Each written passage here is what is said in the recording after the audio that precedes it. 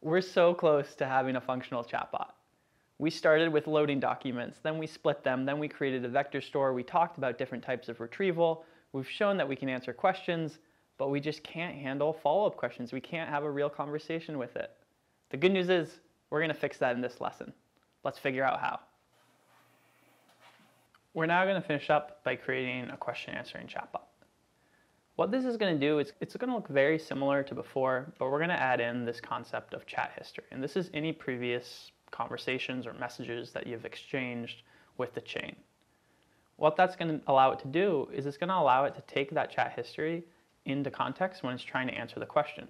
So if you're asking a follow-up question, it'll know what you're talking about.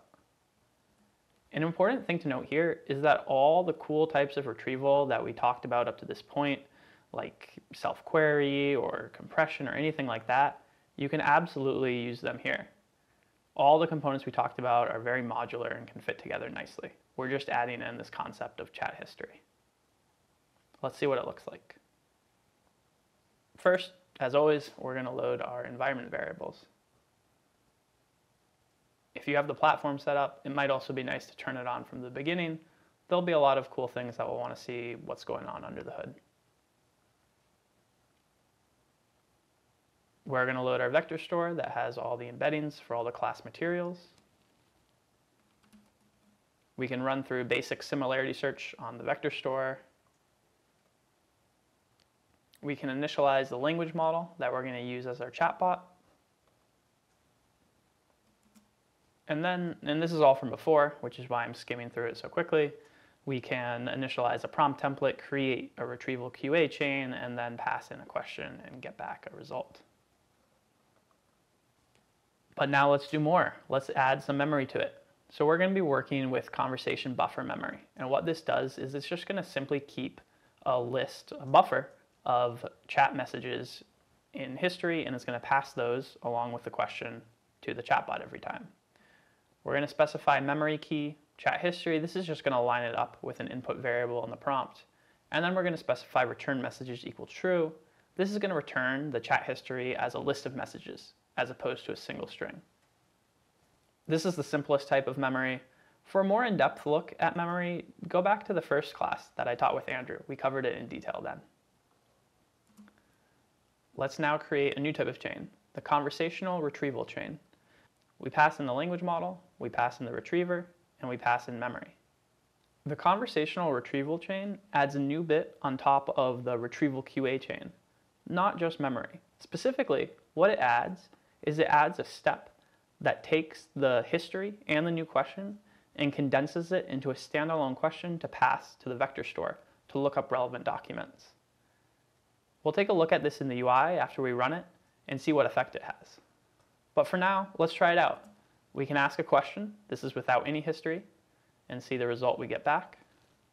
And then we can ask a follow-up question to that answer. This is the same as before. So we're asking, is probability a class topic? We get some answer. The instructor assumes that students have basic understanding of probability and statistics. And then we ask, why are those prerequisites needed? We get back a result, and let's take a look at it. We get back an answer, and now we can see that the answer is referring to basic probability and statistics as prerequisites and expanding upon that, not getting confused with computer science as it had before. Let's take a look at what's going on under the hood in the UI. So here, we can already see that there's a bit more complexity. We can see that the input to the chain now has not only the question, but also chat history. Chat history is coming from the memory, and this gets applied before the chain is invoked and logged in this logging system. If we look at the trace, we can see that there's two separate things going on. There's first a call to an LM, and then there's a call to the stuff documents chain. Let's take a look at the first call. We can see here a prompt with some instructions. Given the following conversation, a follow-up question, rephrase the follow-up question to be a standalone question. Here we have the history from before. So we have the question we asked first, is probability a class topic? We then have the assistant's answers. And then out here, we have the standalone question. What is the reason for requiring basic probability and statistics as prerequisites for the class? What happens is that standalone answer is then passed into the retriever, and we retrieve 4 documents or 3 documents or however many we specify. We then pass those documents to the stuff documents chain and try to answer the original question. So if we look into that, we can see that we have the system answer, use the following pieces of context to answer the user's question. We've got a bunch of context. And then we have the standalone question down below. And then we get an answer. And here's the answer that is relevant for the question at hand, which is about probability and statistics as prerequisites. This is a good time to pause and try out different options for this chain.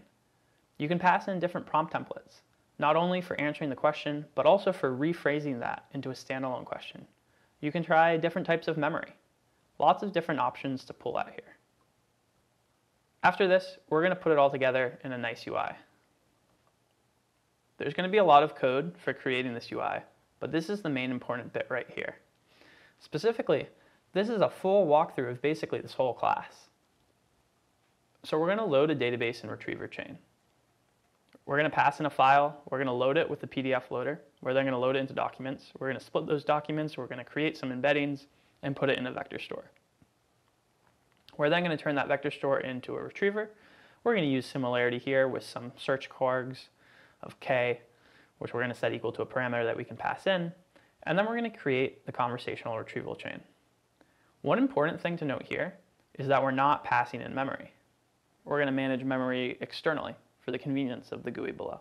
That means that chat history will have to be managed outside the chain.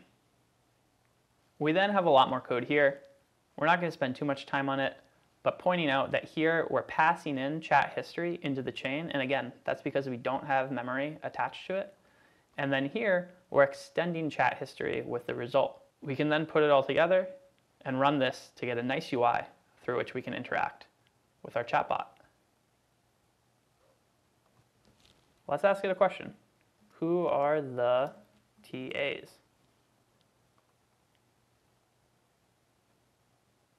The TAs are Paul Bumstarch, Katie Chang. You'll notice here that there's a few tabs that we can also click on to see other things.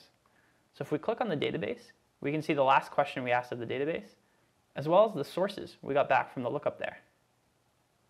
So these are the documents. These are after the splittings happened. These are each chunk that we've retrieved. We can see the chat history with the input and the output. And then there's also a place to configure it, where you can upload files. We can also ask follow-ups.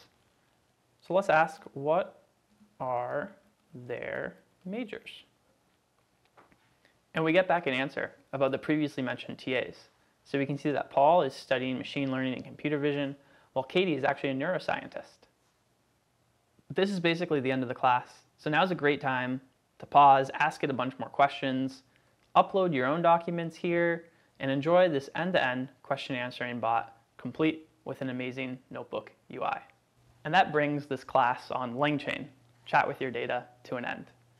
In this class, we've covered how to use LangChain to load data from a variety of document sources using LangChain's 80+ different document loaders.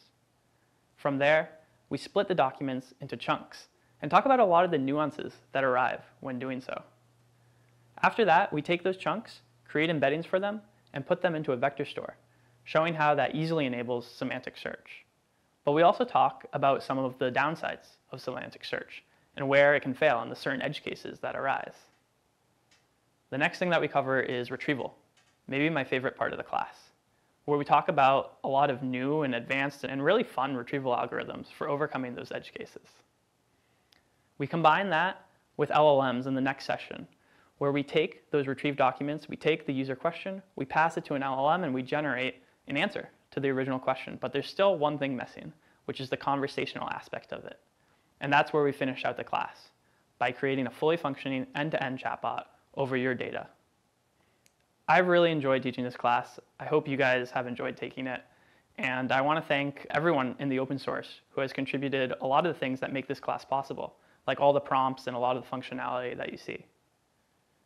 As you guys build with LangChain and discover new ways of doing things and new tips and techniques, I hope that you share what you'll learn on Twitter or even open up a PR in LangChain. It's a really fast-moving field, and it's an exciting time to be building. Look forward to seeing everything.